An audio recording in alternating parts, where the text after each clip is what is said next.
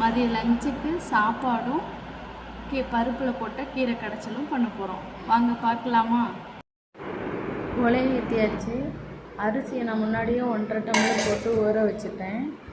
உலை கொதித்த உடனேயே அரிசியை கழுவிட்டு அரிசியை போட்டுடலாம்.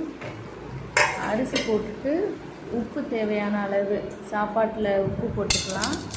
சில பேர் சாப்பாட்டில் உப்பு போட மாட்டாங்க, நாங்கள் போடுவோம். அதுக்கப்புறம் நான் பருப்புக்கும் உலையை ஏற்றி வச்சுட்டேன். முன்னாடியே பருப்புக்கு உலை ஊற்றி வச்சதும் கொதிச்சிருச்சு. நான் 150 பருப்பு பாசிப்பருப்பு வாங்கி வச்சுருந்தேன்.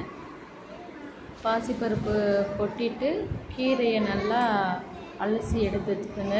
கட் பண்ணிவிட்டு அதுக்கப்புறம் அதுக்கு தேவையான வெங்காயம், தக்காளி, வரமிளகா தாளிக்கிறதுக்கு இன்னொரு வடைச்சட்டியை எடுத்துக்கிட்டு அதில் கடுகு, சீரகம் போட்டுட்டு அதுக்கப்புறம் அந்த தக்காளி வெங்காயம் நறுக்கி வச்சதை போட்டு நல்லா வணக்கணும். அதுக்கு தேவையான அளவுக்கு உப்பு கொஞ்சம் போட்டுக்கணும். உப்பு போட்டுட்டு நல்லா வணக்கணும். நல்லா இந்த அளவுக்கு வணங்கினதுக்கப்புறம் கீரையையும் பருப்பையும் வேக வச்சோம்ல, அதை தூக்கி அப்படியே அந்த இதில் ஊற்றிடணும். ஊற்றி நல்லா கிண்டி விடணும்.